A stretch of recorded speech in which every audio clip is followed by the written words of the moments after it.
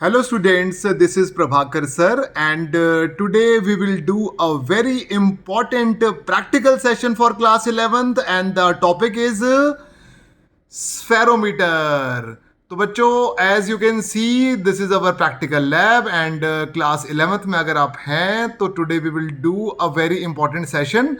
We will find the thickness of a spherical surface that can be a lens and a plain glass slab by using spherometer.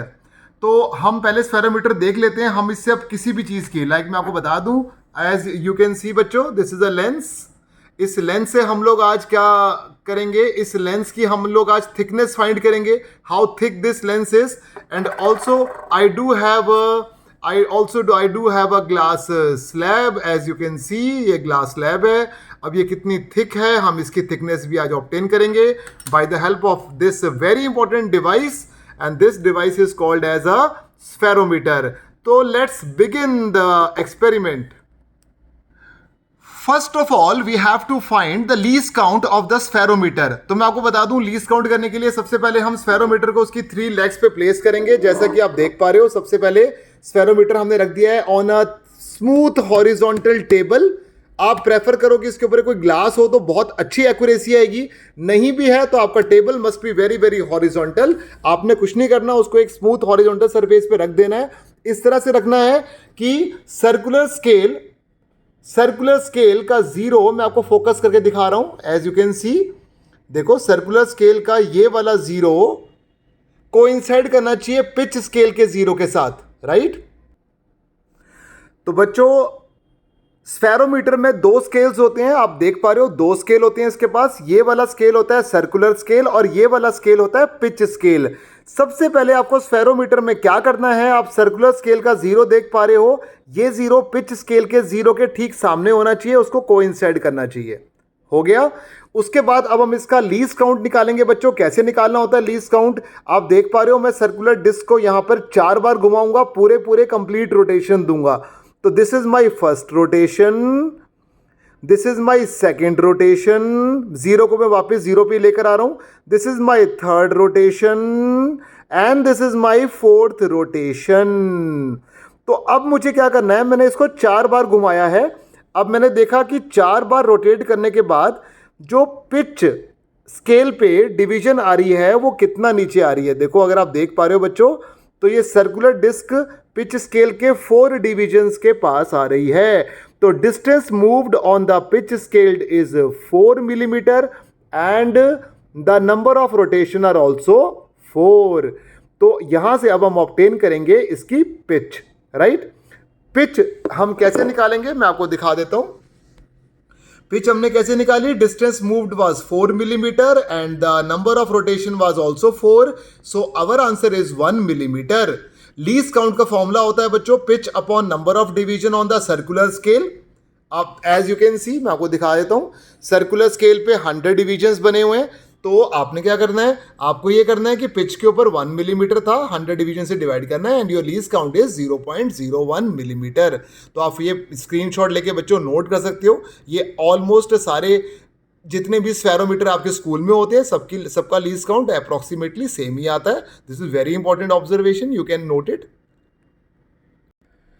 Now बच्चा let's come to the calculation part. अब आप देख पा रहे हो मेरे पास एक lens है जिसको मैंने जस्ट स्फेरोमीटर के नीचे रख दिया है. इस तरह से रखा है कि जो इसकी सेंट्रल स्क्रू नीडल है वो इस लेंस के कर्वेचर को जस्ट टच कर रही है और इसके बीच में कोई गैप नहीं होना चाहिए. फिर मैंने देखा यहां से, तो आई नोटिस कि अब इसके जीरो के सामने, देखो बच्चों आपको दिख रहा है, इसके ठीक जीरो के सामने, इसके जीरो के सामने जो मुझे सर्कुलर स्केल का मार्क नजर आ रहा है बच्चों वो है 50.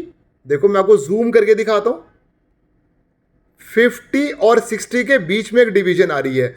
ये इस तरह से आ रही है, ये एलिवेटेड रीडिंग है हमारी. अभी मैंने इसको क्या देखा है, मैंने ये एलिवेशन के ऊपर स्फेरोमीटर रखा है, तो कितना एलिवेटेड पार्ट है इसका, उसके हिसाब से जो मेरी इनिशियल रीडिंग आ रही है that is coming out to be, इसे कहते हैं सर्कुलर स्केल की इनिशियल रीडिंग. तो आप देख पा रहे हो इस मार्क के सामने, जीरो मार्क के सामने, देखो मैं आपको दूर से दिखाता हूं, जीरो मार्क के सामने जो मेरी रीडिंग आ रही है बच्चों, एज यू कैन सी वो 50 और 60 के बीच में आ रही है. तो मेरी फर्स्ट रीडिंग आ रही है 55। तो मुझे क्या करना है, इस तरह का एक टेबल बनाना है, कैलकुलेशन टेबल कहते हैं बच्चों इसको हम लोग। आप देख पा रहे हो ऑब्जेक्ट अब मैंने पहले जो प्लेस करी है that is a spherical surface below the spherometer, और जो पहली रीडिंग मेरी आ रही है इनिशियल रीडिंग एलिवेटेड फॉर्म में जो रीडिंग आ रही है दैट इज 55 मिलीमीटर, राइट। अब मुझे क्या करना है, ओके बच्चों, अब मैंने, आप देख पा रहे हो मैंने यहां से लेंस को रिमूव कर दिया है, और लेंस रिमूव करने के बाद मैंने स्फेरोमीटर को एक हॉरिजॉन्टल सरफेस के ऊपर रख दिया है। और अब मैं क्या करूंगा, आप देख पा रहे हो नीचे नीडल और टेबल के बीच में गैप है।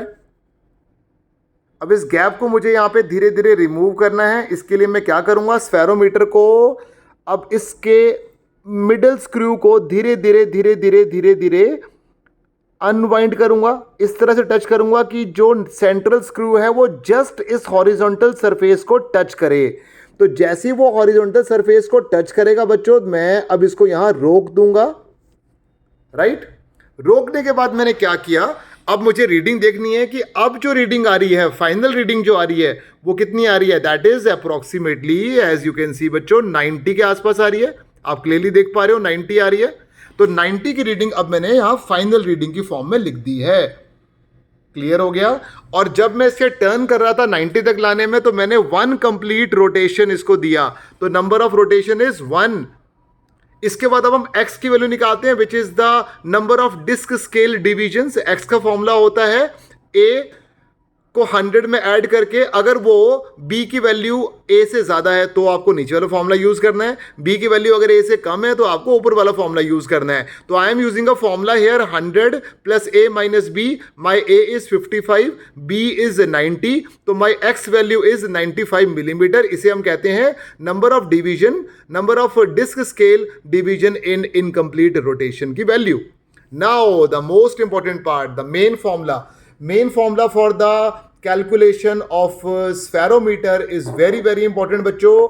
मेन फॉर्मूला होता है थिकनेस निकालने का n इंटू पी। मैं आपको रिकॉल कर दूं, n यहां पर है नंबर ऑफ रोटेशन। तो जब मैं स्फेरोमीटर को रोटेट कर रहा था तो my number of rotation was only 1, right. तो मैंने देखो, आप यहां पर मैंने n की वैल्यू 1 पुट करी है।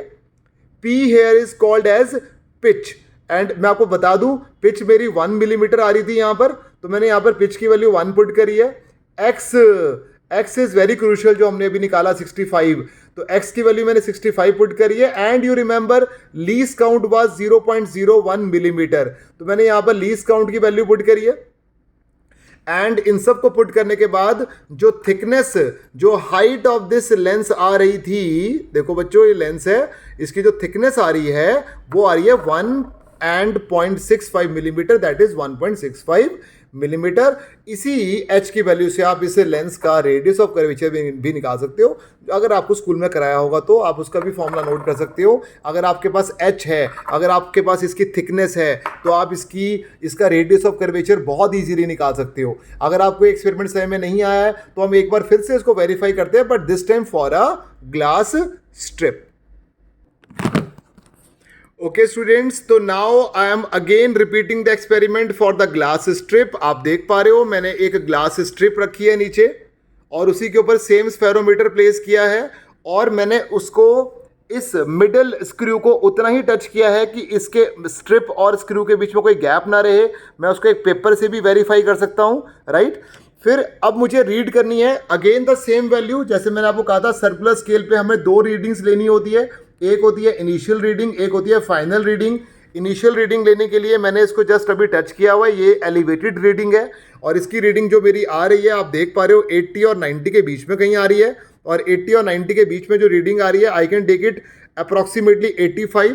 तो मैंने देखो यहाँ पर ग्लास स्ट्रिप की जो फर्स्ट रीडिंग लिखी है वो कितनी लिखी है, 85 लिखी है। Can you see it. अब मुझे क्या करना है, अब मुझे इस ग्लास स्ट्रिप को बच्चों धीरे से यहां से रिमूव कर देना है। ऐसे थोड़ा सा इसको लूज करके आपको इस ग्लास स्ट्रिप को यहां से आराम से हटा देना है। अब ग्लास स्ट्रिप को हटाने के बाद बच्चों आप देख पा रहे हो कि अभी भी एक थोड़ा सा गैप यहां पर जनरेटेड है between the horizontal surface and the middle screw. अब उस गैप को ठीक करने के लिए मुझे अब सेंट्रल स्क्रू को कितनी बार टर्न करना पड़ रहा है, एक कंप्लीट रोटेशन मैंने उसको दिया, और कंप्लीट रोटेशन देने के बाद मैंने देखा कि एक कंप्लीट रोटेशन के बाद मैंने देखा कि वो जो नीडल है नीचे वाली वो टेबल को जस्ट टच कर चुकी है बच्चा, राइट। और जैसे ही उसने उसको टेबल को टच किया तो मैंने देखा कि 0 के सामने अब जो वैल्यू आ रही है वो आ रही है 90, राइट। तो इनिशियल वैल्यू मेरी 85 आ रही थी। अब वो गैप फुल करने के बाद, गैप फिल होने के बाद जो फाइनल मेरी वैल्यू आ रही है, इसीलिए मैं आपको बार बार ये टेबल दिखा रहा हूं। सर्कुलर स्केल के दो वैल्यूज आ रही थी यहां पर, एक फाइनल और एक इनिशियल। तो अब पहले मेरी वैल्यू 85 आ रही थी, अब मेरी वैल्यू 90 आ रही है। और मेरे number of division, number of rotation जो मैंने दिए इसको अचीव करने के लिए वो 1 ही थे। तो मैंने यहां पर नंबर ऑफ रोटेशन कितना पुट किया, 1 पुट किया। आप नीचे वाले टेबल पे फोकस करो। अगेन मुझे x निकालना पड़ेगा। सेम प्रोसीजर है बच्चा, घबराना नहीं है, बिल्कुल सेम प्रोसीजर है। आप इसका स्क्रीनशॉट ले सकते हो। A very very very important table for you. 100 plus a minus b करना है। a की वैल्यू मेरी 85 आ रही थी, b की वैल्यू मेरी 90 आ रही है, तो x की वैल्यू मेरी 95 आ गई। Again the same most important formula for spherometer. h का फॉर्मूला होता है n into P plus x into least count.